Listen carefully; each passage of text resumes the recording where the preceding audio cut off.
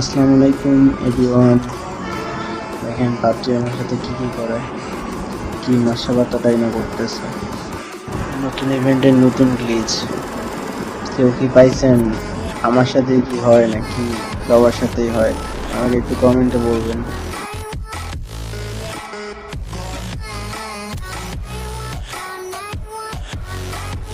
গ্লিচটা কয়জনে ধরতে পারছে জানি না, কিন্তু একটু পরেই বুঝতে পারবেন কি গ্লিচ হয়েছে।